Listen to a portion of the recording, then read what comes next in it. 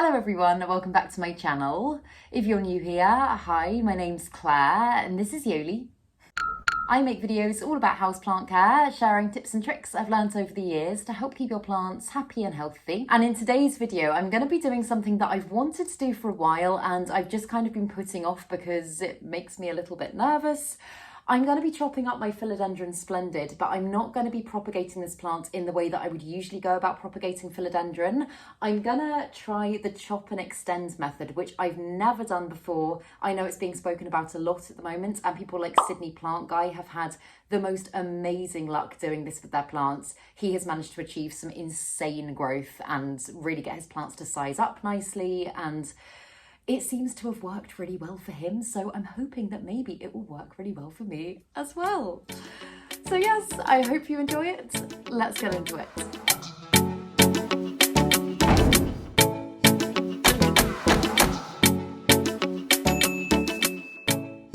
So this is what my Philodendron Splendid is currently looking like. She's getting very, very big to the point that I can't actually fully fit her in the camera shot at the moment. But the reason that I've decided to try the chop and extend method on this plant is because obviously she's growing really well for me, but she's still got a lot of her kind of smaller, immature growth at the bottom. And whilst I don't mind that, when I look at the growth on the top of the plant, which I'll be able to show you properly once I've chopped her, I'm just thinking, wow, I can see the potential of that plant. I would absolutely love it if I could get a big full plant going on that scale and just continue to get her to size up. So if any of you aren't familiar with the chop and extend method, which I think was kind of created by Sydney Plant Guy, I think I'm right in saying that, I might be wrong, but I'll link his channel down below. That's where I first learned about it anyway. It's basically when you use, for climbing plants, you use a moss pole, you keep the moss pole really hydrated and you allow your plants to essentially form their own root system within the pole. And then when they've got a good enough root system, then you can essentially chop the plant and chop the pole as well, plant it straight back up, and essentially you won't even have to worry about rerouting your plant because it will already be rooted. And I think, obviously I will have to have a proper look, but I think this plant, I mean, from what I can see from the back of it, I don't know if you'll be able to tell, oh, it's actually a very difficult angle to get in there and show you, but it has got some really good roots coming through the moss pole, and I'm thinking that it's probably a stage where I could chop it. So I'm gonna just jump in and I'm gonna take the risk, and I will keep you updated in upcoming videos and let you know how the plant's getting on. I've just really been waiting for it to push out this leaf, because if it is getting ready to push out a new leaf, that's usually not the time to chop a plant, because obviously the plant is going to go through a certain amount of shock when it's chopped, and I don't want the new growth to be affected. But although this leaf hasn't hardened off yet, it is pretty much unfurled. So again, maybe I'm taking a risk, but I'm just going to do it. I've committed to it now, so I'm just going to do it. So what I'm going to start off by doing, I'm going to just I put this clear plastic on the back of the moss pole a while ago just to help seal in some of the moisture so that I could keep the moss pole hydrated all the time. So I'm just going to start off by taking that off so that I can get a better look at the root system inside the pole and just make sure that this is the right decision. But if you're seeing this video, then I've definitely gone ahead with the decision to chop her. But yeah, let's get in there.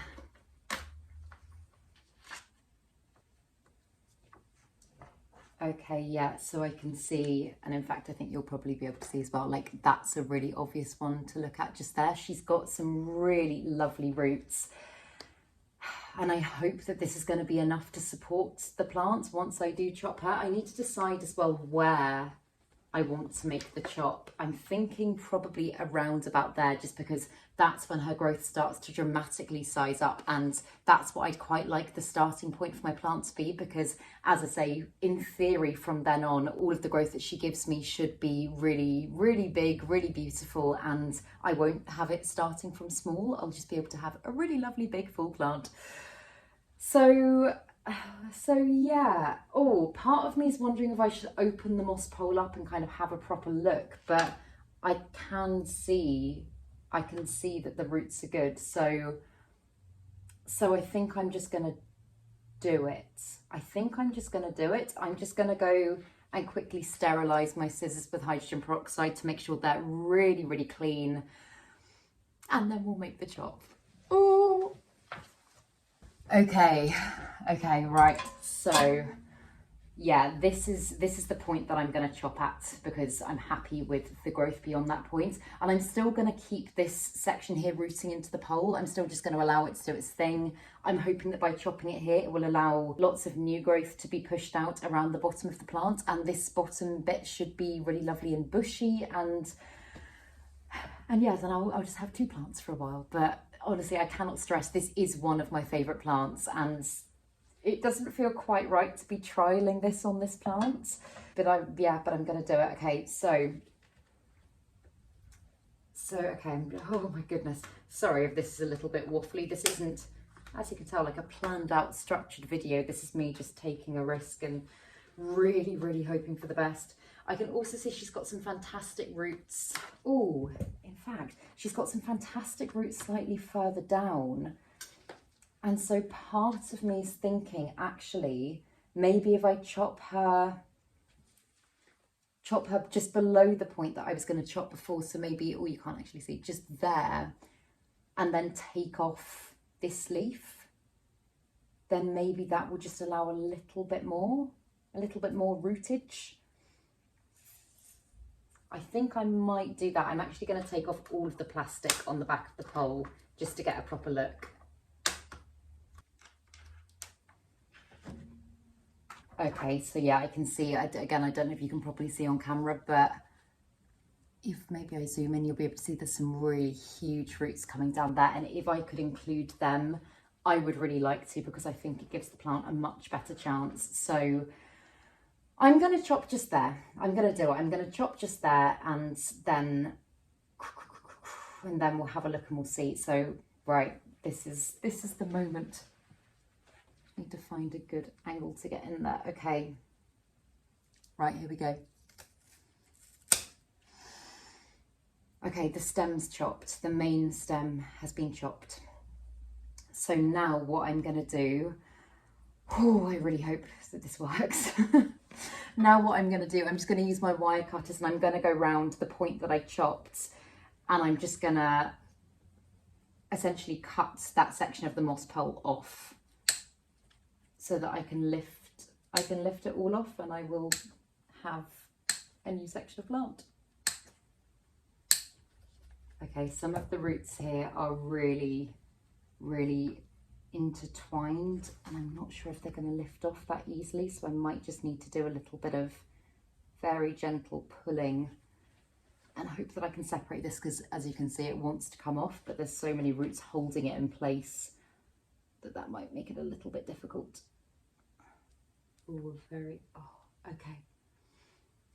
okay, right, so that's what I'm left with at the bottom. Still a very nice plant, and one that will, oh my goodness, I can't believe I just chopped her.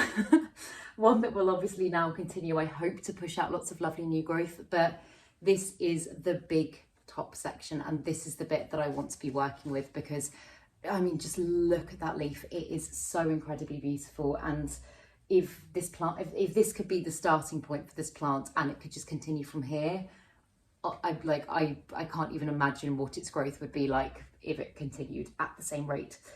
So yeah, I can see some very good roots coming out of the bottom here. Oh, I've still got a predatory mite sachet on there, actually. Just take that off. There we go. But I think what I'm going to do is I think I'm going to undo the cable tie at the bottom here, and then I'm just going to pull some of the moss at the bottom out so that I can make sure I'm getting enough, whoops, just whacked my table, getting enough roots into the soil. Obviously the roots that are here in the moss, they will continue to, so long as I keep the pole hydrated, they will continue to form, and in theory it should be fine. It's just a little bit nerve-wracking for me, because this is very new and this is my favourite plant. Move the camera down so that you can see what I'm doing. There's loads of very little spindly roots in here as well, and I want to be so careful that I'm not pulling them off as I try and get the moss out. I'm only going to get the moss out to about there, I think, just so that obviously there's not damp moss in the pot when I do pot it up again. But obviously at this stage, every root counts. So I'm just going to have to be very careful, and this is going to be a very fiddly job, I think. I really didn't think that the moss would be this difficult to get off. Like, I didn't think it had this many roots. Honestly, everything in there is roots. And like even up here, like all of these teeny tiny spindly roots are just holding the moss together. And it's really difficult. As you can see, I am making progress, but it's taking ages.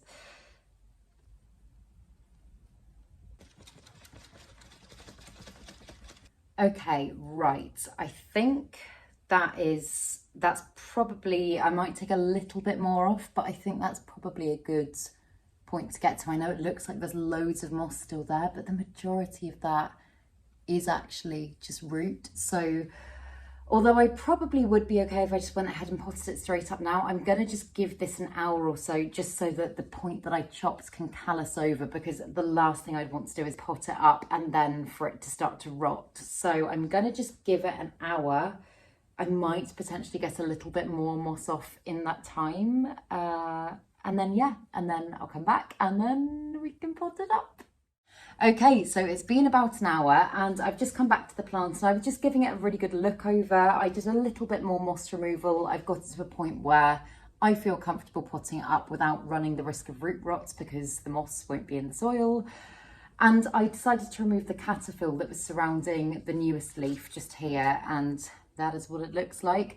And I've realised that it's pretty much reached the top of its moss pole as it is at the moment. And although it doesn't need an extension just yet, in the next, I was going to say in the next month, it probably will. So I thought I would just give it a little bit more time to callus over, and I would just do a small, whoa, where do I put this? A small moss pole extension as well. This is a really hard plant to know where to place because all of its foliage goes all the way around.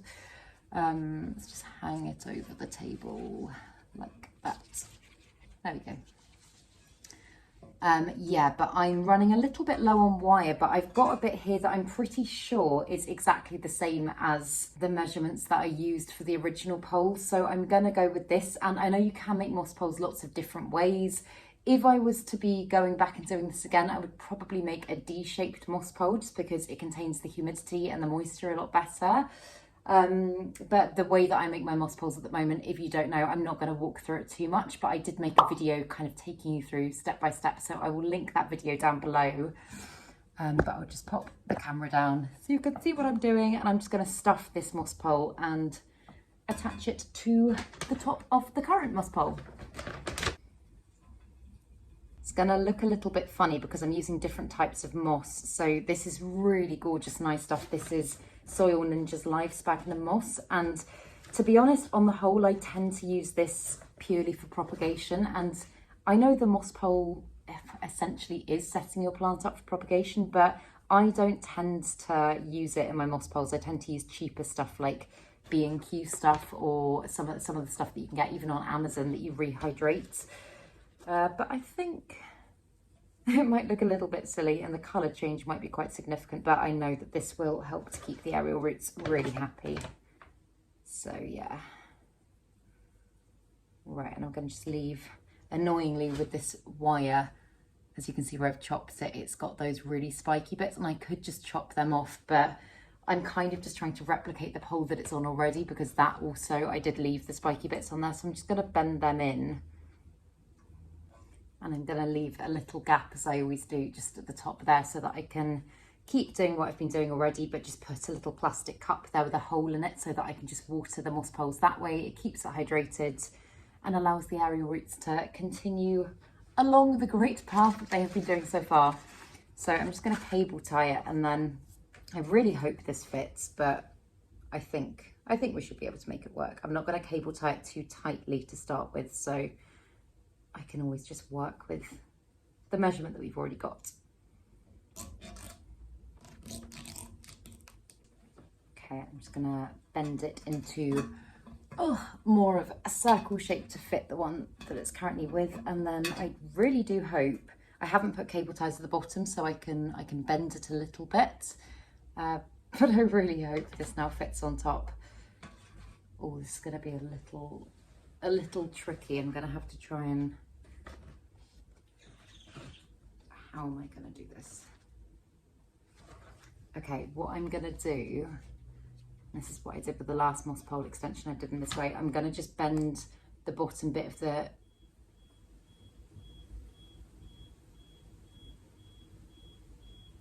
a beeping noise has just started. I don't know if you can hear it. Is that coming from my flat? Okay, it seems to have stopped. If you watched the repotting chat that me and Emma did together over on her channel when she came to stay, you would have seen the fire alarm that went off, and every time I hear a noise in this building now, I'm like, oh, fire. So I think it's all right, it has stopped. Can't remember where I got to there, but yeah, I'm just gonna bend it out a little bit so I've got a bit more leeway and I can essentially slot this one on top and then cable tie them together.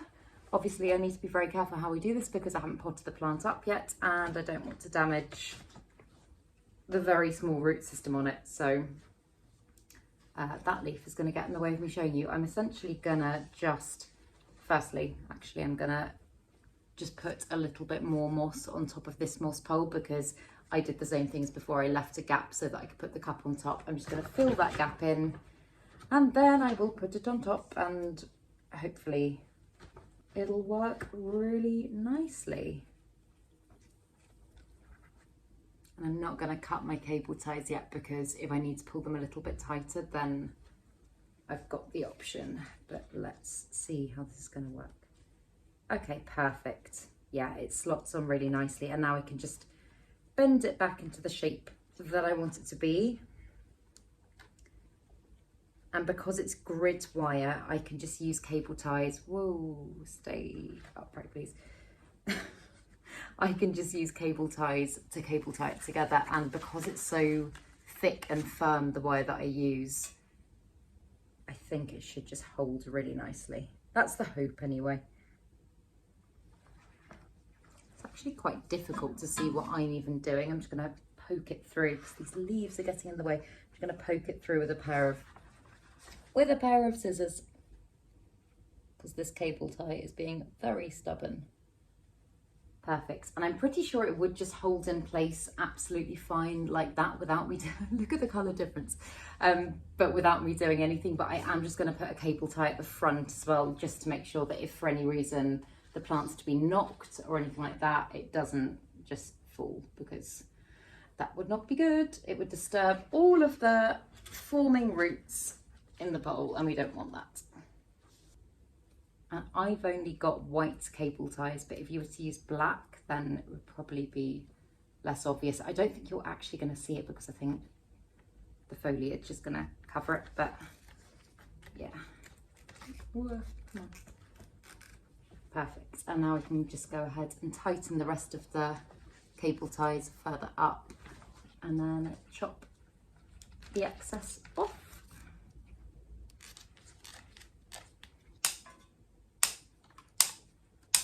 The only reason that you might want to wait before you extend the moss pole, if you don't absolutely need to, is just because obviously it does add to the weight of the plant. Like this plant is now very top heavy and I'm obviously going to be putting it in a relatively small pot because the root system isn't huge. So yeah, I'm going to have to find quite a secure place to keep this plant where it's not going to be whacked by Yoli's tail or anything like that. And actually I brought over quite a heavy ceramic pot, so I'm going to keep it in that. This is actually the only ceramic pot I have just lying around at the moment, and obviously it's a lot bigger than what this plant's going to need, so I'm thinking I can probably pop it in. I think this is a 12 centimetre pot. I can probably pot it like that, and then that will just, I think, offer some stability. But okay, right, let's put the plant down one last time. I'm just going to mix up some soil. So I did actually change the soil in the main mother plant there quite recently, and I'm going to do the same soil mix because it seemed really, really happy. The stuff I've got mixed up already is just Soil Ninja's base mix. It's got some bark in it, it's got some worm castings, some horticultural charcoal, and I don't actually have that much more bark, so I'm going to finish up what I've got. Philodendron, absolutely, especially this type of philodendron that's quite prone to root rot. Absolutely love a really chunky mix. So I'm going to just add in the rest of the pack. And then I'm going to also mix through some leca, which I don't usually mix leca in with my substrates, but I've tried it a few times recently and I've got on really well with it. So again, it just helps to add some aeration to the soil. It helps with drainage. It also helps with moisture retention. And I'm just gonna trust that it's gonna do good things for this plant because it seemed happy since I did it last time. So yeah, right. Hard to judge how much I'm actually going to need. The other thing I'm going to do is I'm just going to put some leca around the bottom, the drainage holes of this pot, just so that every time I water it, soil doesn't escape. The plant will still obviously be able to drain by doing this, but it just means that soil doesn't go everywhere, which is really good, especially if you're like me and you use pots with drainage holes for pretty much every single plant. Okay, right. Moment of truth. I'm not gonna completely bend the bottom of the pole back into shape. I'm just gonna leave it open, but I'm gonna have faith. I'm gonna say that this is gonna be fine. Also the roots like that, because obviously this metal bit is gonna be sitting against the bottom of the pot. Any roots that are coming out the bottom, I'm just gonna kind of pull them through the back, because I mean, it kind of goes without saying, if I just put that down like that, it's just going to chop the roots straight off. So we don't want any decapitated roots. We want the plant to be able to use its root system. And then I'm just going to go ahead and I'm going to try and get as much soil as possible into the bottom of the pole, and then I'm going to fill the pot with soil.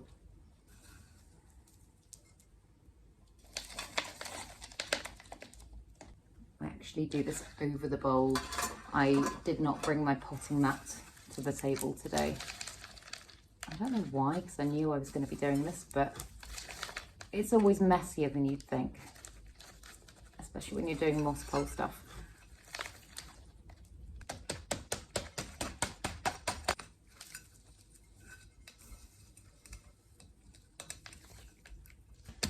By giving the soil a little bit of a tap once you've put it in the pot, it obviously just allows the soil to kind of evenly distribute around the root system. But also, if you're struggling to get soil into the bottom of the pole like I am, then it just really helps to encourage it in there, and I just find it works well to secure the pole. Okay, I think we're done. So yeah, as I say, I'm gonna keep it in this heavy, is this ceramic? I don't think this is actually ceramic, I think it's clay, but keep it in there just to avoid wobbling. But actually that feels fairly secure. It's so weird that, whoa, famous last words. It's definitely not secure. I need to move it up to the back of the pot like that, and then it will be secure.